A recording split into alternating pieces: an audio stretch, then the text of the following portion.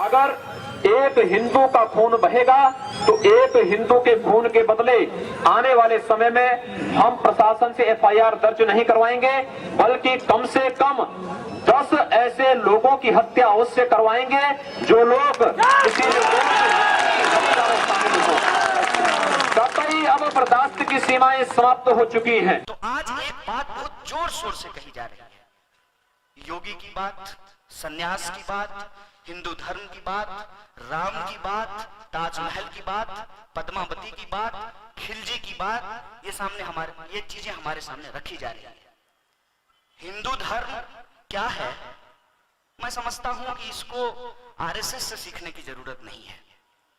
इस देश का कोई भी साधारण हिंदू बहुत आसानी से इस बात को समझा सकता है कि हिंदू होने का क्या मतलब है। और आप इंसान बदलते चले जाइए, हिंदू धर्म का मायने बदलता चला जाएगा। आप जगह बदलते चले जाइए, राम और रामायण की कहानियां बदलती चली जाएगी। ऐसे दौर में जब नकली भोगी योगी बनकर के आपके सामने खड़ा है, तब आपको सन्यास पे सवाल खड़ा करना पड़ेगा। उत्तर प्रदेश में और जगह तो हिंदू बालिकाएं जाती होंगी, लेकिन गोरखपुर में मुस्लिम बालिकाएं हिंदुओं के घर में आती हैं। कि अगर वो एक हिंदू बालिका को ले जाएंगे तो कम से कम 100 मुस्लिम बालिकाओं को अगर एक हिंदू को मारेंगे तो 100 को हम भी मारेंगे। एक कहानी आप लोग सुने होंगे कि राजा नंद ने चाणक्य का अपमान किया। चाणक्य ने तय किया कि हम इसको राजगद्दी से उतारेंगे, लेकिन चाणक्य के मन में यह भावना नहीं थी कि हम खुद ही राजगद्दी पर बैठ जाएंगे। और चाणक्य ने चंद्रगुप्त मौर्य को तैयार किया। चंद्रगुप्त मौर्य जो है वो राजगद्दी पे शामिल हुए। एक हमारे योगी जी हैं, भगवा वस्त्र धारण करते हैं। भगवा रंग का इतिहास आरएसएस के जन्म के इतिहास से कई हजार साल पुराना है। आरएसएस 1925 में बना है।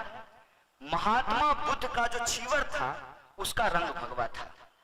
साहू जी महाराज Sambhaji Maharaj anti caste movement जो महाराष्ट्र के अंदर हुआ, उनका रंग भगवा था। अन्ना भाऊ साठे के द्वारा जो आंदोलन चलता था उसका रंग भगवा था। शिवाजी महाराज का रंग भगवा था। इस देश के अंदर त्याग का रंग भगवा रहा है और आज भोग का रंग भगवा बनाने की कोशिश की जा रही है। और उसमें यह देखिए कि योगी जी उत्तराखंड से लखनऊ आते हैं सीएम बन करके।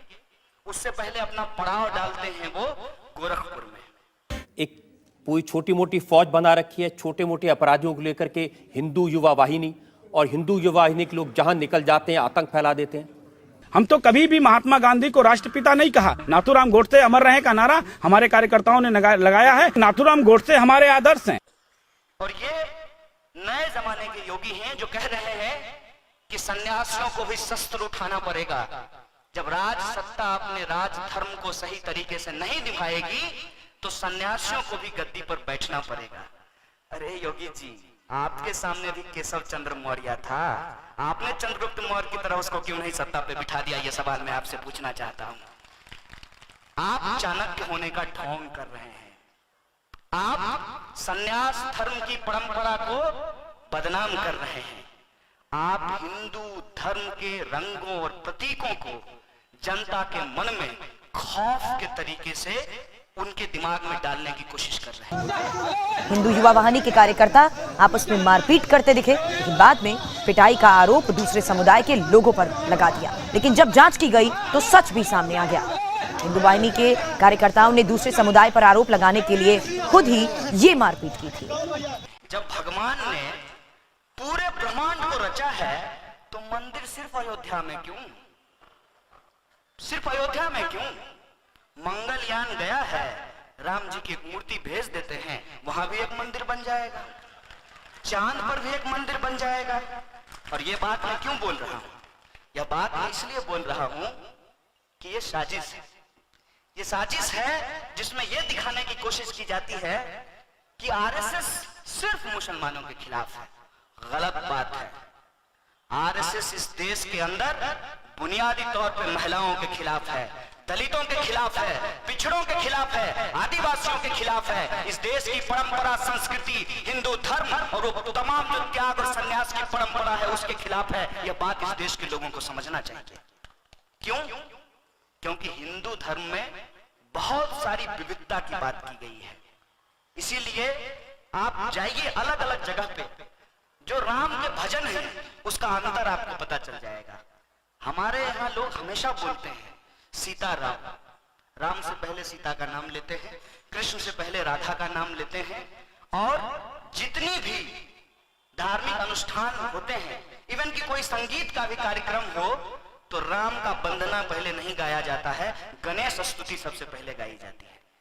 ये पूरे के पूरी धर्म की विविधता को भी खत्म कर देना चाहते हैं। सीता राम को, राम राम को या जय श्री राम के राजनीतिक नारे में बदल देना चाहते हैं। पूरे के पूरे विमर्श को उलट दिया गया है और इस विमर्श को हम चुपचाप बर्दाश्त करते हैं क्योंकि उसके सामने हम अपना नैरेटिव खड़ा नहीं कर पाते हैं। और अपना नैरेटिव ये है कि आपको खिलजी की बड़ी चिंता हो रही है, बहुत बढ़िया बात है। आपको पद्मावती की बड़ी चिंता हो रही है, बहुत बढ़िया बात है। इस देश में यदि पद्मावती का सम्मान हो, द्रौपदी का सम्मान हो, सीता का सम्मान हो, रजिया सुल्तान का सम्मान हो, लक्ष्मीबाई का सम्मान हो, सरोजिनी नायडू का सम्मान हो, सोनी सूरी का सम्मान हो, इरोम शर्मिला का सम्मान हो, शत्रुपा चक्रवर्ती का सम्मान हो, तो ये बहुत खुशी की बात है। लेकिन मैं ये सवाल करना चाहता हूं कि इतिहास के उस चरित्र को बचाने की इतनी जल्दबाजी है, पद्मावतियों को जो पेट में मार दिया जा रहा है उसके लिए कौन सड़कों पे निकलेगा? ये सवाल मैं पूछना चाहता हूं। मैं ये सवाल पूछना चाहता हूं कि क्या हमारा सम्मान तब कम नहीं होता है जब 1.5 साल की बच्ची के साथ गैंग रेप किया जाता है? क्या हमारा सम्मान तब कम नहीं होता है जब यह कहा जाता है कि मुस्लिम महिलाओं को उनके कब्र से निकाल करके उनका बलात्कार किया जाएगा? तब हमारा सम्मान कम नहीं होता है। और जब ये राष्ट्र हिंदू राष्ट्र बनेगा तो मुसलमान 2म दर्जे का नागरिक बनेगा, और जब मुसलमान 2म दर्जे का नागरिक बनेगा तो उसके वोट देने का अधिकार छीन लिया जाएगा। जरूरत इस बात की है कि उनकी मां, बहन और बेटियों को कब्र से निकालो और उनकी कटाइयों के साथ बलात्कार करो। तब हम उस नारे को कैसे भूल जाते हैं जिसमें हमने कहा कि भारत मां के 4 सिपाही हिंदू, मुस्लिम, सिख, ईसाई? इस सवाल को हम कैसे भूल जाते हैं? ये एक खेल है, ये एक खेल है, ये एक भुलावा है, ये एक साजिश है, और ये सब कुछ धीरे धीरे हो रहा है। दरअसल हम लोगों का पेशेंस लेवल टेस्ट कर रही है सरकार। इसीलिए आज तुम्हारा सवाल, मेरा सवाल, हम सबका सवाल और देश का सवाल, ये अलग अलग सवाल नहीं है, ये एक सवाल है और तमाम सवालों को हमको एक साथ एकजुट होकर के उठाना पड़ेगा। ये परिस्थिति आज हमारे सामने खड़ा की गई है। इसीलिए मैं कहता हूं कि देश में विविधता का सम्मान कीजिए, लेकिन विभिन्नता के नाम पे एकता को खंडित मत होने दीजिए। हिंदू अलग संस्कृति है, मुस्लिम अलग संस्कृति है, दोनों एक साथ नहीं रह सकती, दो संस्कृतियां कभी एक साथ नहीं रह सकती हैं। ये टकराव होगा, जरूर होगा। किस तरीके से हिंसा को बिल्कुल नॉर्मलाइज कर दिया गया है, अब तो कोई बोलता भी नहीं है। आस पड़ोस में यदि कोई मारा गया हो किसी को फर्क नहीं पड़ता है। जिस देश में 12,000 किसान आत्महत्या कर लेते हों और लोगों के रोंगटे खड़े नहीं होते हैं, तो इस देश की संवेदना के ऊपर सवाल खड़ा होता। मैं इन चीजों में जाना नहीं चाहता, बस मैं एक सवाल खड़ा करना चाहता हूं, वो ये है कि यदि आज हम बाबर की गलती का बदला जावेद मियां से लेना चाहते हैं तो हम कौन सा देश बनाना चाहते हैं? बस एक सवाल है हमारा।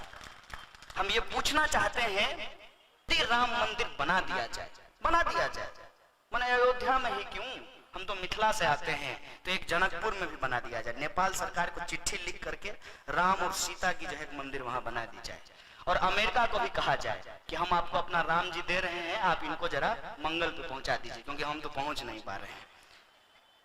लेकिन दिक्कत क्या है? दिक्कत यह है कि मंदिर नहीं बनाना है, लोगों का जो इतिहास बना है हजारों साल में, उसको तोड़ देना है, उसको खंडित कर देना है, और जो हमारी साझी विरासत है, साझा इतिहास है, उस साझी विरासत, उस साझी इतिहास को खत्म कर देना है। और ये सब कुछ इसलिए कर रहा है, कोई भी शासक इतिहास में जब अपना पांव गलत तरीके से धसाता है, इसका मतलब यह है कि वर्तमान में उसके पास करने के लिए कुछ नहीं है। आज छात्रों और नौजवानों के सवाल को दफन किया जा रहा है। ये बात हमको समझने की जरूरत है। अगर हम युवा संवाद कर रहे हैं, इस देश के जो 18 करोड़ बेरोजगार नौजवान हैं, उनके लिए सबसे बड़ा सवाल क्या है? सवाल ये है कि उनको नौकरी कैसे मिलेगी, उनको शिक्षा कैसे मिलेगा, और डिस्क्रिमिनेशन फ्री सोसाइटी कैसे एस्टेब्लिश होगी, आत्मसम्मान के साथ हर इंसान अपनी जिंदगी कैसे जी सकता है, ये सवाल आज हमारे सामने है। लेकिन इन सवालों पे हम चुनाव में न जाते हैं, न इस आधार पे हम पॉलिटिकल पार्टी का चुनाव करते हैं। तो हम क्या करते हैं? जात के नाम पे वोट देते हैं तो जातिवाद है समाज में, धर्म के नाम पे वोट देते हैं तो सांप्रदायिकता है समाज में, मर्दवादी सोच से वोट देते हैं तो पितृसत्ता है समाज में, और क्षेत्रीय ऊंच नीच के आधार पर वोट देते हैं, भाषा बोली के आधार पर वोट देते हैं, तो यह क्षेत्रीय असमानता है समाज में। इस बात को हमको स्वीकार करना चाहिए। अगर हम युवा संवाद कर रहे हैं तो इस युवा संवाद में हमको यह तय करना होगा कि जिस दिन हम वोट करेंगे रोजगार के लिए, जिस दिन हम वोट करेंगे न्यूनतम मजदूरी के लिए, जिस दिन हम वोट करेंगे सामाजिक न्याय के लिए, जिस दिन हम वोट करेंगे जेंडर जस्टिस के लिए, जिस दिन हम वोट करेंगे आपसपा के खात्मे के लिए, उस दिन इन तमाम मुद्दों को हम हासिल कर सकते हैं, इन तमाम मुद्दों को हम जीत सकते हैं।